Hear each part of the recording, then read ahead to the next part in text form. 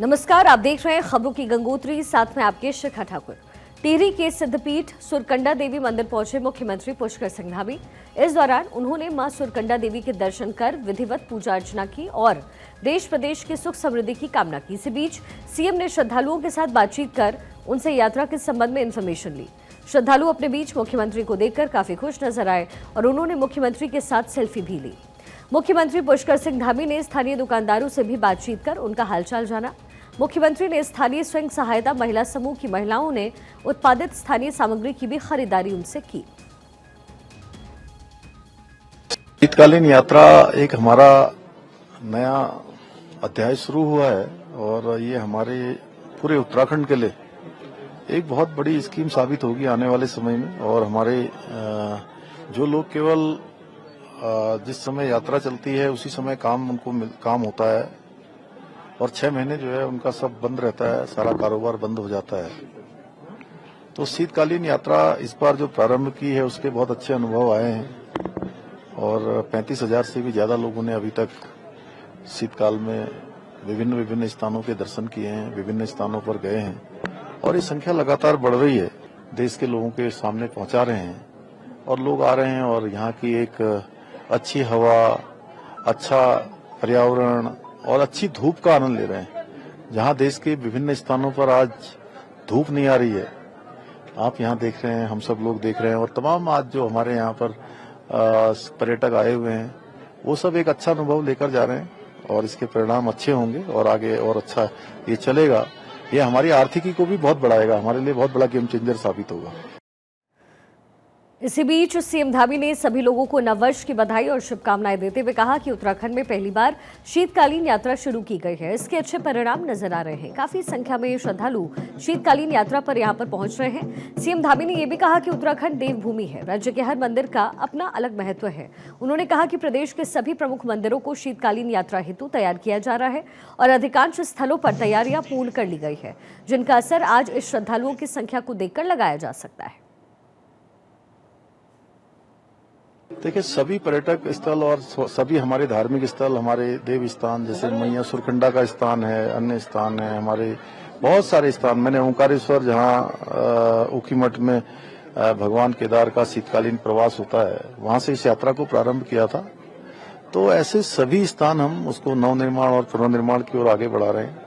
ये हमारा संकल्प है। हमारे प्रधानमंत्री आदरणीय मोदी जी के नेतृत्व में और उनके मार्गदर्शन में पूरे देश के अंदर हमारे सभी धार्मिक स्थलों का नवनिर्माण पुनर्निर्माण हो रहा है। हम उत्तराखंड में उसको बहुत तेजी से कर रहे हैं क्योंकि हमारी देवभूमि है और हमारे पास जहाँ चारों धाम हैं, हमारे पास केदारखंड में अनेक धार्मिक स्थल हैं, मानसखंड है, आदि कैलाश है।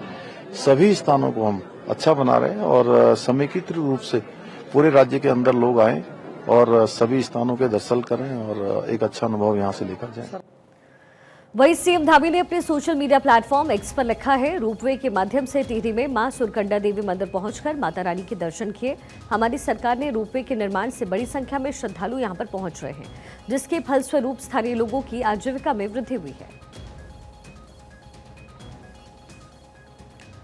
हल्द्वानी नगर निगम चुनाव में मेयर पद के लिए आज नामांकन वापस लेने का आखिरी दिन था। आज समाजवादी पार्टी के मेयर प्रत्याशी शोएब अहमद और निर्दलीय प्रत्याशी रुपेंद्र नागर ने अपना नामांकन वापस लिया है।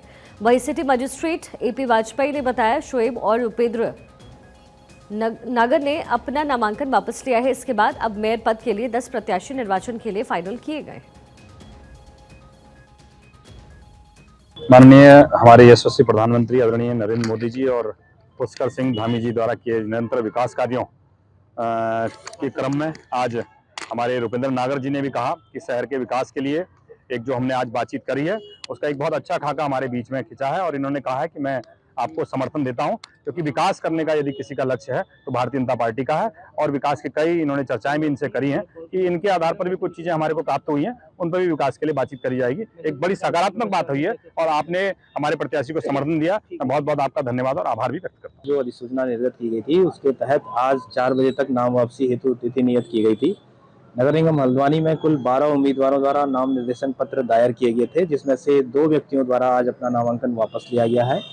इसमें से एक शोएब अहमद समाजवादी पार्टी के अधिकृत उम्मीदवार थे और एक रुपेंद्र नागर निर्दलीय उम्मीदवार द्वारा अपना नामांकन वापस लिया गया है। इस प्रकार अब निर्वाचन लड़ने वाले अभ्यर्थियों की संख्या मात्र 10 रह गई। मैंने जो नामांकन किया था जनहित के विषय को लेकर और शहर में मुझे लगा कि एक आवश्यकता है, लेकिन आज जो अभी तक की जो सर्वे के अनुसार या मेरा जो माहौल लगा कि मैं चुनाव लड़ने की पूरी तैयारी में था, लेकिन मुझे लगा कि आज स्थिति दूसरी रंग की बनी हुई है। इस विषय को लेकर मेरे वर्तमान जो प्रत्याशी हैं भारतीय जनता पार्टी से गजराज सिंह बिष्ट जी, उनसे मेरी चर्चा हुई। कुछ विषयों पे, कुछ मुद्दों को लेकर मैंने समर्थन किया है।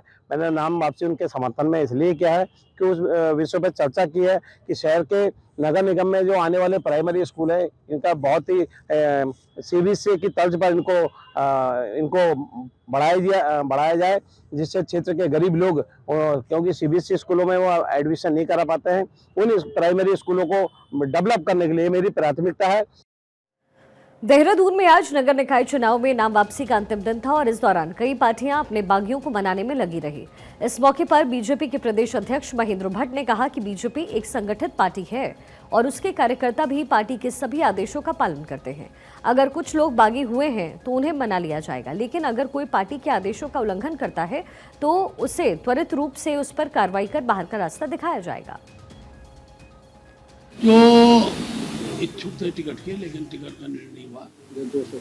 मैंने हमारे संगठन से भी कार्यकर्ताओं से वार्ता की है और सायंकाल तक स्थिति बहुत स्पष्ट हो जाएगी।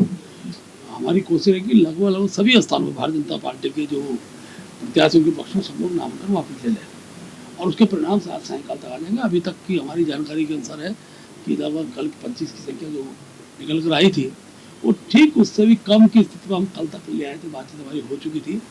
8-10 लोगों के से हमारी आज वार्ता प्रातः काल से चल रही है, लेकिन मैं कह सकता हूँ कि सायंकाल तक संभवतः पहले 7% या 90% अधिक लोग अपना नाम वापस ले लेंगे।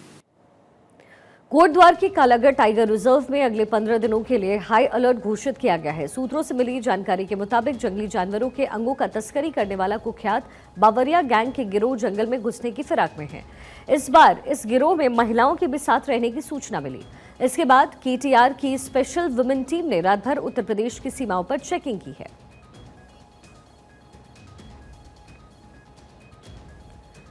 उत्तराखंड में पूरे साल भर चारधाम यात्रा संचालित करने की दिशा में प्रदेश सरकार ने कई सकारात्मक कदम उठाए हैं। इस समय प्रदेश में शीतकालीन चारधाम यात्रा जारी है। यहां आने वाले सभी तीर्थयात्रियों को हर संभव सुविधाएं मुहैया कराने के लिए प्रशासनिक अमला पूरी मुस्तैदी के साथ काम कर रहा है। शीतकाल के दौरान तीर्थयात्रियों को किसी भी तरह की कोई असुविधा न हो, इस पर सरकार और प्रशासन का पूरा फोकस है। यही वजह है कि शीतकाल के दौरान भी काफी संख्या में तीर्थयात्री उत्तराखंड की ओर रुख कर रहे हैं। हमारा प्रयास ये रहेगा कि जो भी लोग चारधाम यात्रा में आते हैं, सर्दी के कारण या रास्ता बंद होने के कारण या और कई प्रकार से आपदा के किसी प्रभाव के कारण उनके कार्यक्रम में कोई व्यवधान न हो। अगर कोई व्यवधान होता है तो इसको हम सुनिश्चित करेंगे कि उनकी परेशानी दूर हो सके। इस दिशा में काम किया जा रहा है। वर्तमान में शीतकालीन यात्रा के सभी रास्ते खुले हुए हैं और जो मुख्य हमारे पर्यटक स्थल हैं जहाँ पे बर्फबारी हो रही है, लोग पर्यटक बड़ी संख्या में आ रहे हैं, बर्फबारी का आनंद ले रहे हैं और सभी रास्ते खुले हुए, सब लोग एंजॉय कर रहे हैं। देहरादून में अपर मुख्य सचिव आनंद वर्धन की अध्यक्षता में चारधाम यात्रा के सफल संचालन को लेकर बैठक हुई। इस दौरान प्रस्तावित चारधाम यात्रा प्राधिकरण के संबंध में तीर्थ पुरोहितों के संघ, संबंधित होटल एसोसिएशन और इससे जुड़े लोग शामिल हुए। बैठक में चारधाम यात्रा के सफल और व्यवस्थित संचालन के संबंध में व्यापक विचार विमर्श किया गया। बद्रीनाथ, केदारनाथ, गंगोत्री और यमुनोत्री धाम में आवागमन की सुगम कनेक्टिविटी, पंजीकरण और आम यात्रियों के दर्शन की सहजता, पार्किंग, शौचालय, स्वच्छता और सुरक्षा के संबंध में लिखित सुझाव साझा किए गए हैं। सचिव की अध्यक्षता में चारधाम यात्रा प्राधिकरण को लेकर एक बैठक आयोजित की गई थी, जिसमें चारों धामों के तीर्थ पुरोहित और पंडा पुरोहित समाज सभी लोग उपस्थित थे और हम सब ने एक स्वर से यह जानने की कोशिश की कि आखिर इस प्राधिकरण का उद्देश्य क्या है, इसके गठन की पीछे की मंशा क्या है। तो अधिकारियों ने हमें इससे संबंधित जो प्रस्ताव है उसके बारे में विस्तार से चर्चा की है और पर्यटन सचिव की ओर से हमको महापंचायत को ये ड्राफ्ट दिया जाएगा, ये प्रारूप, और उसके अध्ययन के बाद महापंचायत और इससे जुड़े जितने भी तीर्थ महासभाएँ, मंदिर समितियाँ हैं, तीर्थ पुरोहित हैं, वो हम उसके बाद अध्ययन के बाद अपना स्टैंड लेंगे कि इस पर हमें क्या करना चाहिए और इसके अलावा यात्रियों की संख्या निर्धारण किए जाने के संबंध में भी चर्चा की। आज सरकार की जो हमने बातें सुनी है, जो हमारे सचिव जी ने हमको 3 पॉइंट बताए हैं कि जो उत्तराखंड वो प्राधिकरण बनाना चाहते हैं, अगर वो बनाना चाहते हैं उनका विरोध नहीं करें, लेकिन उसमें ये जोड़ा जाए कि जो 4 धाम विकास प्राधिकरण तरह न हो। अगर वो प्राधिकरण है तो चौथा पॉइंट उसमें लिखा जाए कि कोई भी तीर्थ पुरोहित, कोई भी तीर्थ हो, वहाँ के जो तीर्थ के पुरोहित हक वाले पुरोहित लोग हैं उनका जो कोई हक न छीना जाए। हकदार हमारे हैं, उनको सबको बुलवाया गया और सरकार ने इस बात को माना और अपर मुख्य सचिव के नेतृत्व में ये उनकी अध्यक्षता में ये मीटिंग हुई। और हमारा जो विरोध था, जो हमने किया था प्राधिकरण के बारे में, जो हमारे स्थिति थी, हम सोच रहे थे कि क्या है, क्या ये देवस्थान का वाला मसला तो नहीं, तो उसके लिए साफ स्पष्ट रूप से नकारा गया। और वो ड्राफ्ट हमारे पास उसकी कॉपी आ गई है और उसमें सरकार ये चाहती है कि एक प्राधिकरण का गठन किया जाए जिससे कि विकास के लिए जो पैसा है वो एक ही जगह है, जिससे हम उसको विकास कर सके। इन शब्दों के साथ हम सब लोगों ने अपने सुझाव 2 दिन में हम उनको देंगे। चारों धाम के लोग, 2 लोग उसको 4 धाम से आएंगे और हम अपनी बात को मजबूती से रखेंगे, अपना विकास करेंगे। धन्यवाद। जय गणेश। प्रदेश में मानसून सीजन के बाद अब तक सूखा होने के चलते बारिश की सामान्य मात्रा में कमी देखी जा रही है, लेकिन हाल ही में कुछ दौर की बारिश के बाद इस सीजन की बारिश में कुछ बढ़ोतरी देखने को मिली। इसको लेकर के मौसम वैज्ञानिक रोहित थपलियाल का कहना है कि पहले बारिश न होने के चलते डिपार्चर -90% तक पहुंच गया, लेकिन हाल ही में हुई बारिश के चलते अब ये थोड़ा बढ़ा है, जो कि -32% तक पहुंचा है। देखिए, इस पोस्ट मानसून सीजन में देखेंगे तो अभी जो रिसेंटली 1-2 अच्छे रेनफॉल के स्पेल मिले हैं, जिसके कारण जो डिपार्चर है वो अब घट करके -32% हो गया है। तो rainfall departure post monsoon season में 32% है, जो डेफिसिट है। हालांकि इससे पहले जो है -90% चल रहा था, लेकिन अभी पिछले जो 1-2 स्पेल मिले हैं तो उसकी वजह से जो है रेनफॉल में थोड़ी मिली है, तो जो है अब जो है घट करके -32% रह गया है। अपर पुलिस अधीक्षक अल्मोड़ा हरबंस सिंह ने थाना सल्ट का अचानक निरीक्षण करने वो पहुंचे और इस दौरान उन्होंने थाने में महिला हेल्प डेस्क कर्मचारी बैरक समेत कई जगहों को देखा। उन्होंने कर्मचारी सम्मेलन में पुलिस कर्मचारियों की समस्याएं सुनकर उसका समाधान किया और किसी भी प्रकार की समस्या के लिए सीधे संपर्क करने की बात कही। निरीक्षण के दौरान थानाध्यक्ष प्रमोद पाठक समेत कई अधिकारी कर्मचारी मौके पर ही मौजूद रहे।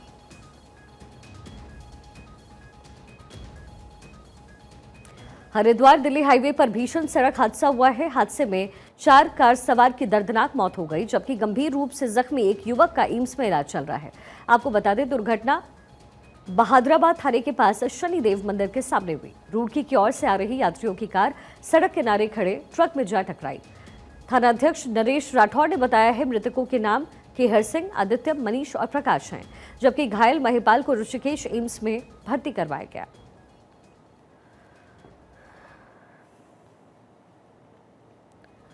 बागेश्वर के कपकोट में दर्दनाक कार हादसा हो गया। दरअसल कपकोट तहसील के बदियाकोट के सुराग वहां से लौट रहे ऑल्टो कार सवार 4 लोगों की अचानक से कार अनियंत्रित होकर के पिंडर नदी में गिर गई। इस हादसे में ड्राइवर सहित सभी कार सवारों की मौत हो गई। एसडीआरएफ कपकोट यूनिट और कपकोट थाना पुलिस ने 3 शवों को और साथ ही 2 महिला और 1 पुरुष के शव को तड़के रेस्क्यू कर बरामद किया। वहीं चौथा शव हादसे से कुछ दूरी पर मिला।